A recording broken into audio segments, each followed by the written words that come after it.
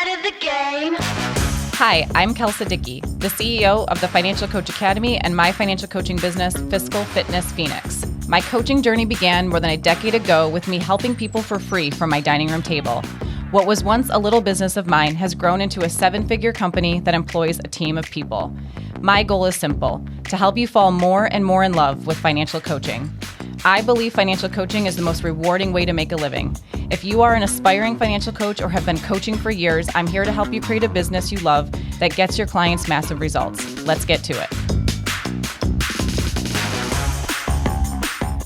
Hey, Coach, kicking off episode 38 of the Financial Coach Academy podcast. Today, we're going to be talking about coaching clients and celebrating their financial wins. But first, a review from La Swim.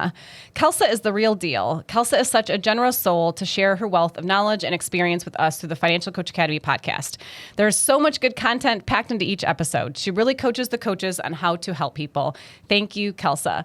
Thank you, La Swim. That's how I'm going to pronounce it. I hope that's correct. All right, we're going to talk about celebrating financial wins and helping clients to add fun and excitement to this journey of financial growth and success. So listen, Coach, I am going to start this concept with a bit of some real talk with you. As I am sure you know, it's important to practice what we preach. It's important to lead by example and to embody the coaching principles that we share day in and day out with our clients and in our marketing. That is always true, and it is especially true for today's concept. You know, the clients who we have found struggle the most with this concept of celebrating their financial wins? Our clients who just so happen to be other financial experts. Yes, financial coaches will hire us to be their financial coach too. Financial advisors hire us to help them be better managers of their day-to-day finances. Bookkeepers and accountants hire us to coach them on their money and cash flow as well. And not only did it dawn on me one day that there is this pattern with these clients of not celebrating their financial wins, but I was just as big of a culprit myself. I was not celebrating my wins. I was moving right on to the next goal as soon as I achieved one goal. So as you navigate this concept today for the benefit of your amazing clients, I hope you will consider how this can apply to your financial journey as well. I'm going to break this down into 3 phases or components: the education phase, the application phase, and then the commitment phase. And for more details on this coaching framework that I'm about to use, please go back and listen to episode 17 of this podcast. So today we're going to have some fun. That's usually what I say to clients. Specifically, we're going to talk about having fun and celebrating your success along the way. I'm curious, when you reach a goal now, any goal, a health or fitness goal, maybe a new PR, or possibly completing a home project, let's say, how do you celebrate? I like to hear if celebrating is a regular part of their life already. If it is, I want to know things like, how did you start that practice? What does that do for you? Why is it important for you to celebrate an accomplishment? What have you found that it does for you? In what ways do you usually celebrate? Are there things that you've tried in the past that you discovered didn't work for you when it comes to feeling really good about an accomplishment? And if they say that they don't celebrate, I also like to ask some more questions. How come? Is there a reason, or is it simply not something that you've given much thought to? What do you think of the idea? Are you open to it? Do you think celebrating your goals and wins could boost your contentment or joy when it comes to this area of your life? Then I'll usually share how this is an area that I've really grown in myself, because that is true. I didn't used to celebrate my successes very well. I would just move on to the next goal and get super hyper focused on that. And I never really stopped to smell the flowers, so to speak. I wasn't great at sitting with success. And then I read a book called The Big Leap, and I absolutely believe this is a must read. I tell clients that, and Coach, I would love to tell you that as well. The Big Leap is a great book. We use it in a lot of our coaching, so you'll hear me reference it in a variety of ways, but there is one specific quote in this book that has always stuck with me. Here it is. By extending your ability to feel positive feelings, you expand your tolerance for things going well in your life. And I think it is so powerful. I'm going to say it again. By extending your ability to feel positive feelings, you expand your tolerance for things going well in your life. In order to create success, we must allow ourselves to feel success. And in order to feel success, we must first learn how to create space within ourselves to feel and appreciate good feelings. Feelings of achievement, success, growth, happiness, pride, self-love, all of those. In order to experience greater and greater levels of success, we must expand our capacity to receive that success. I'm going to say that part again. In order to experience greater and greater levels of success, we must expand our capacity to receive that success. Then I share 3 more reasons why celebrating success is important. I think about how life is a journey. There are ups and downs. I don't want to end my life, or I don't want to get to my life and end it with this thought, I accomplished a lot, right? I want my life to end and with me being able to say, I accomplished a lot and I had fun doing it, right? While I want you to achieve great success in life, I hope you have fun along the way. That's really the sweet spot. It can be easy to experience burnout or experience the desire to not keep putting in so much attention and so much effort into something. And celebrating your accomplishments is really about finding the balance between financial progress and financial pleasure. Then I share how one of the things I discovered about myself is just how much courage it took to celebrate my successes. And I tell a story here that is also in the Financial Coaching Toolkit, where it really demonstrates the bravery of leaning into these good feelings, okay? And then I share the final reason that I think this conversation is important to have, and it's because of a pattern I saw unfolding with some of my clients really early on as a coach. If we're on a journey of continuous growth and learning, which I believe to be true, there is no defined moment when suddenly you feel successful. It's not necessarily some magic number in savings when we call ourselves a success. It's not some magic milestone when suddenly we went from not being a success to being a success. We determine that. Success is a feeling, and we can feel successful for any number of reasons. Because we're doing our best, because we're staying focused, because we did something hard but important, because we honored our commitments to ourselves. There's this pattern I witnessed where clients almost wanted permission from some external source to say, okay, now you're a success. Good job. You can feel successful now. And one of the things I tell my clients during this part of the coaching concept is I am here to point out your accomplishments that you may not necessarily see yourself. I'm here to help you see your growth and all of those awesome things. But I also want to help you expand your ability to witness and acknowledge your own success. I want you to know that we are here to celebrate your wins with you, that we're the people you can share those successes with. And we want to empower you to be your own biggest cheerleader. Celebrating success is a practice that has added tremendous value to my life and my journey with money, business, family, my training, you name it, has been so essential. So the main reasons, and I'll usually recap this with the client, that we want to celebrate are to expand our capacity for success. We must allow ourselves to feel success. That there is no miraculous moment when success is achieved. It's something we determine and then cultivate for ourselves continuously. It prevents burnout and keeps the journey fun. If we're having fun, we are more likely to stick with the habits and the focus that we have for the long haul. And accomplishing a lot is great, but accomplishing a lot and having fun in the process is the sweet spot that we're after. Then I ask them why it's important for them to celebrate their wins. I'll usually ask, what do you think so far? Why is it important to you that you celebrate this journey? Some clients will say they love it. Others will say they never really considered this before, but it makes sense. And yet others will say, yeah, that sounds good, right? So a little nonchalant, and that's totally fine. Then I ask, up until this point, what has your life taught you about celebrating your successes? Or what has your life taught you about feeling success? Do you think this is an area that will be easy for you? Or do you think it might require some growth to really experience? And then I like to ask, tell me about a time when you really felt successful.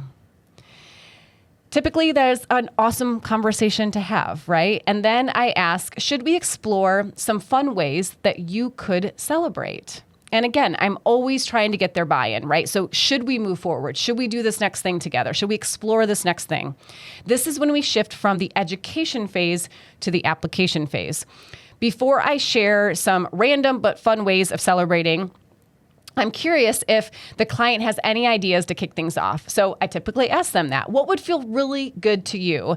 And you can mention the current goal that they have. So I want you to imagine you just achieved blank, whatever their current goal is, right? Maybe you're about to pay off a credit card or you're reaching a new milestone in your savings account. Perhaps you didn't buy something, although you were tempted and you honored your plan instead.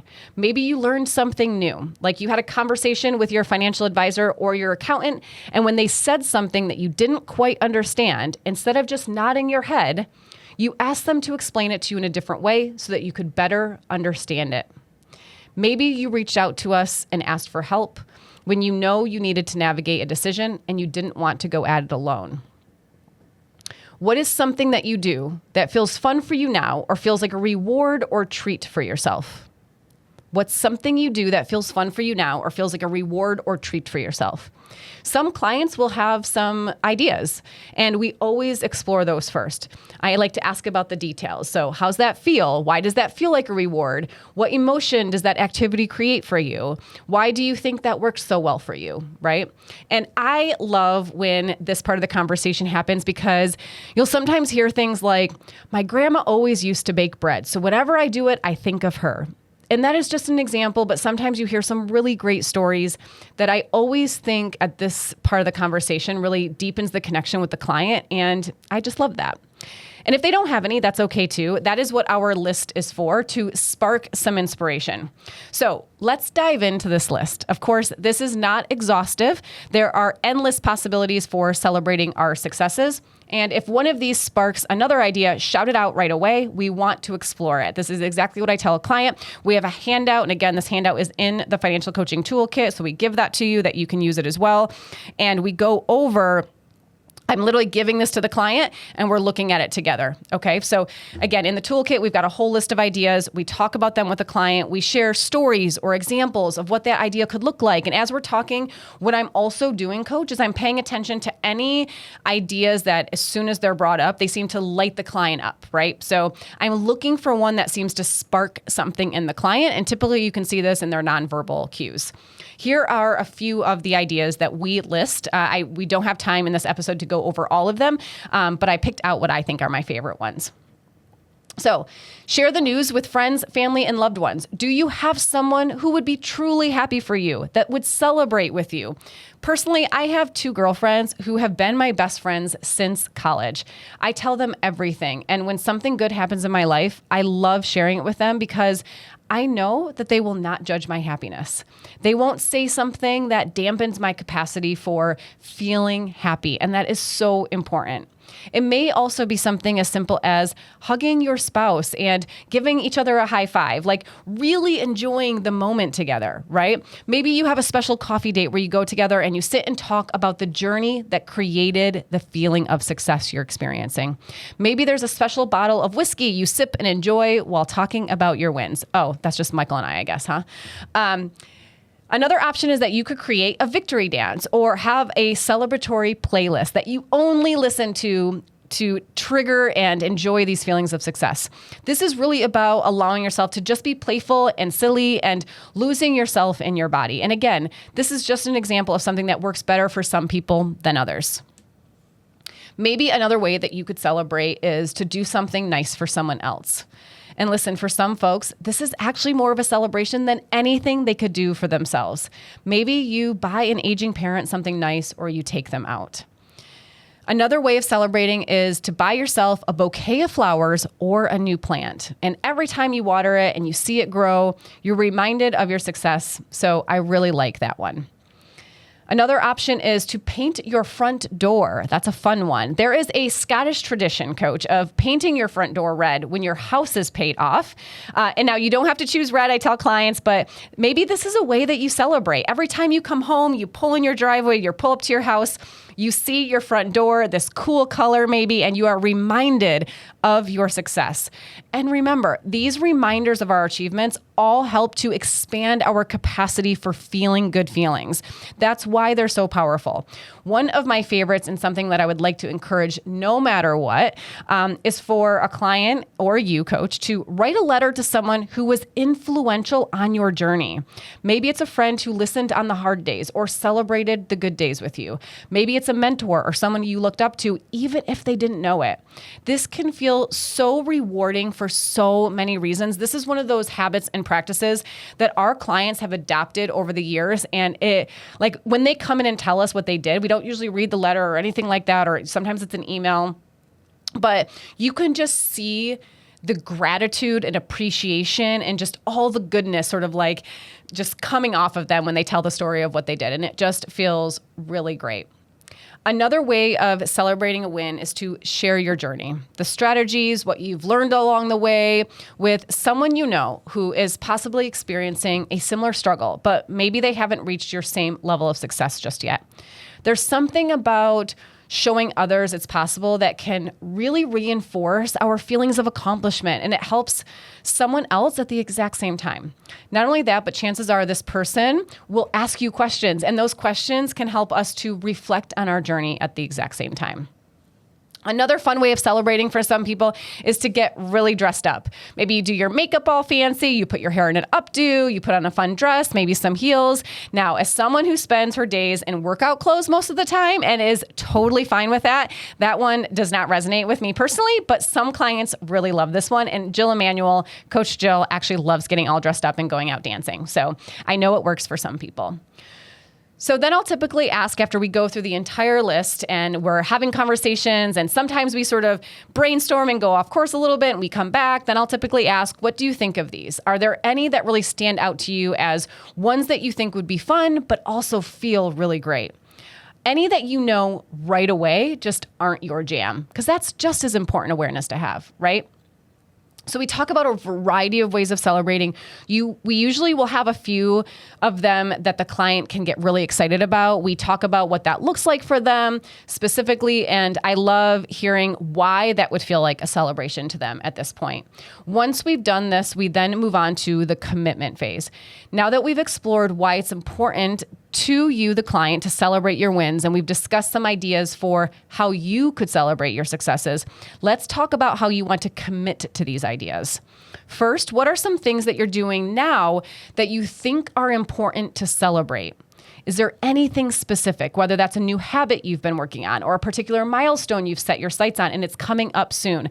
Some clients will have very specific ideas. And keep in mind, something they are currently doing could be a reason to celebrate. Oftentimes in this part of the conversation, what you might see is that a client is planning on something into the future. And it's this idea of like, I will feel successful when, right? And we want to try and think of something that they can also celebrate right now because they are in the midst of achieving something right now. Right?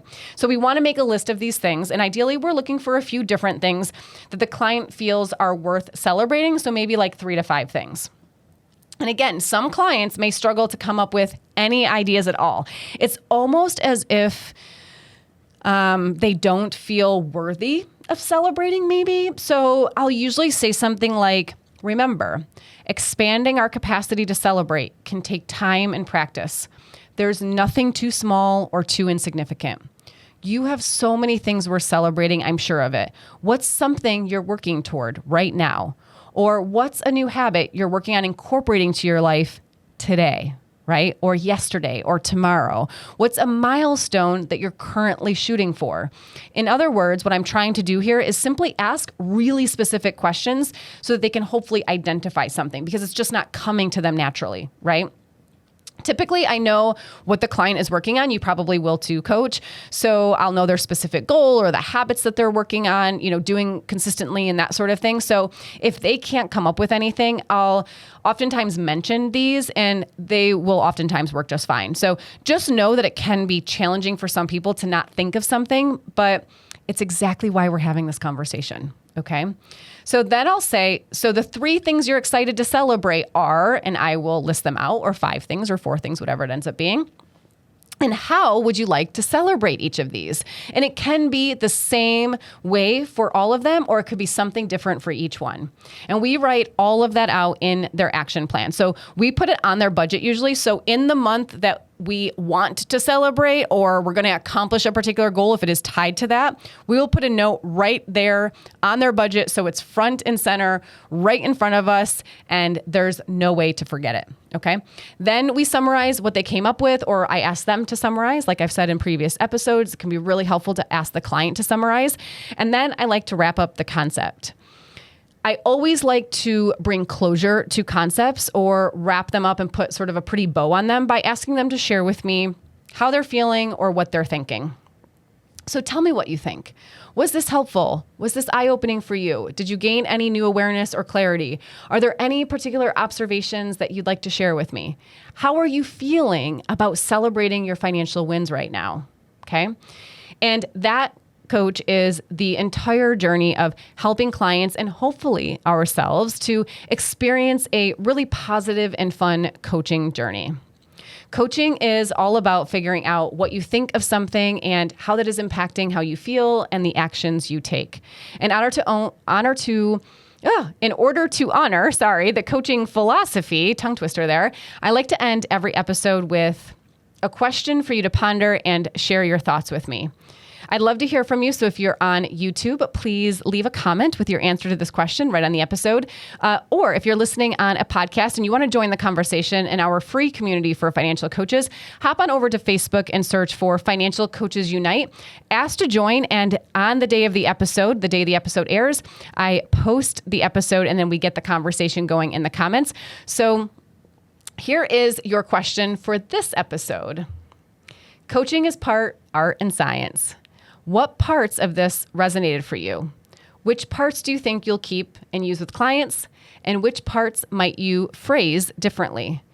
Do you see yourself incorporating some or all of this concept into your own process of setting and rewarding yourself and celebrating your success, and also your process with clients? I would love to hear from you. In the next episode, I'm really excited, you guys. I'm going to share our flagship method, the Plan Ahead Budgeting Method, with you. It is how we help our clients to see their money clearly so that they can make great decisions consistently with their money. I believe financial coaching is the best and most rewarding way to make a living. I truly love what I do. If you're ready to learn and see how to become a profitable, successful financial coach, check us out at financialcoachacademy.com to learn more about our online courses, our free trainings, and our events. As always, I would love to hear from you. If you have any questions for the podcast, submit them at financialcoachacademy.com/podcast. And if you love this podcast, please subscribe and leave us a rating or review. It would mean the world to me. See you next week, Coach.